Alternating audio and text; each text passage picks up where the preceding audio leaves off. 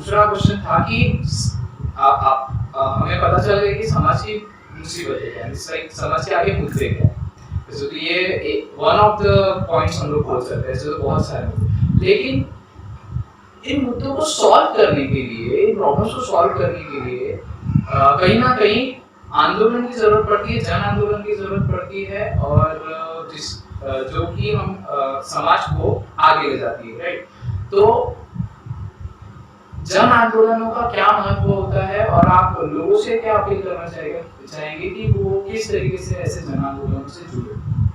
जन आंदोलन की बात जो है, जन आंदोलन ये हजारों लोगों के इशू को लेकर ही होता है, और ये इशू हमारा हजारों लोगों को लेकर ही है, पूरे समाज के अस्तित्व, अस्मिता और अधिकारों को लेकर है।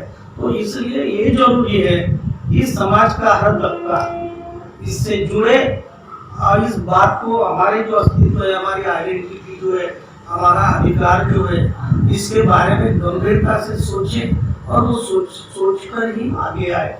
जो लड़ेगा वही आज का मुकद्दर का सिकंदर बन सकता है। समाज को अगर अपना मुकद्दर का सिकंदर बनना है तो समाज के हर तबके को उसमें वो ऐसे जन आंदोलन में आगे आना ही पड़ेगा, पार्टिसिपेट होना ही पड़ेगा। और इस जन आंदोलन का नेतृत्व समाज के शिक्षित वर्ग, कर्मचारी वर्ग और पढ़े लिखे वर्ग, इन्हीं को ही करना है, क्योंकि उनके पास आज की स्थिति में बुद्धि है, अनुभव है, पैसा है और समय भी है।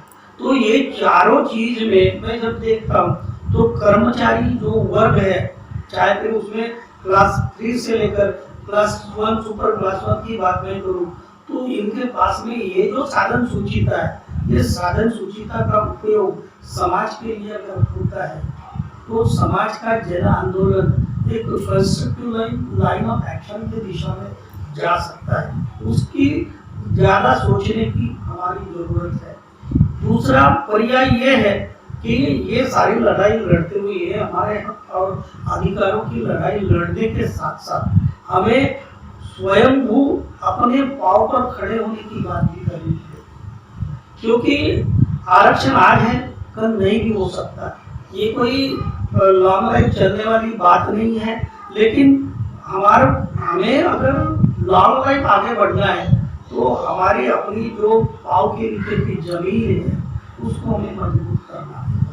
हमें कंस्ट्रक्टिव लाइन ऑफ एक्शन को लेकर हमारे जो साधन संपत्ति है, साधन सूचिता है, उसका उपयोग समाज के हर तबके के विकास के लिए करना होगा। कुछ कंस्ट्रक्टिव रोल करना पड़ेगा, कुछ प्रोजेक्ट हाथ में लेना पड़ेगा। वो प्रोजेक्ट हाथ में लेकर उसको सफलता की दिशा में हम अगर कर सकते हैं तो ये बात हो सकती है। जैसे कि मैं कहता हूँ एजुकेशन मस्ट है, तो आज की स्थिति में एजुकेशन, आने वाली जनरेशन को एजुकेट करने के लिए उनको जो साधन सूचिता है, जो कुछ भी आवश्यकता है, चाहे फिर वो एजुकेशनल साहित्य हो या थोड़ी सी आर्थिक मदद हो, ये अगर समाज का धनसंपन्न वर्ग, सुशिक्षित वर्ग अगर हाथ में हाथ डालकर कर सकता है तो वो एक और बात बन सकती है।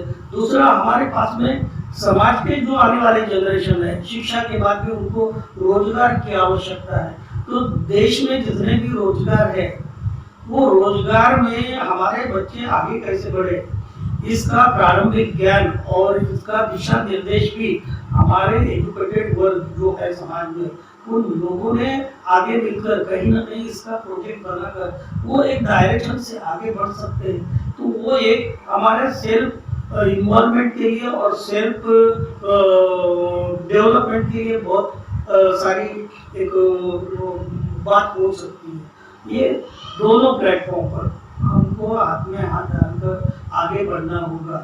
तीसरी बात, हमारे इसमें और एक बात है, हमारे पास साधन सूचिता है, नहीं ऐसी बात नहीं, लेकिन वो साधन सूचिता का जो उपयोग है, वो उपयोग हमारा डिस्ट्रक्टिव लाइन ऑफ एक्शन से हो रहा है। जैसे कि हमारे समाज की अगर बात लो तो हमारे समाज में शादी ब्याह का जो सिलसिला चलता है, एंगेजमेंट का जो सिलसिला चलता है, उसमें अनावश्यक पैसा जो होता है वो बहुत प्रमाण में पानी की तरफ बहाया जाता है।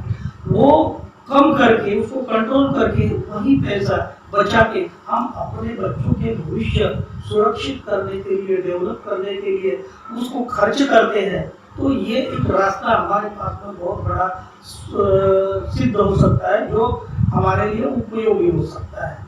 तो ये सारे जो बातें हैं, इस बातों से हमको मन से स्वीकार करना पड़ेगा और आगे आना पड़ेगा।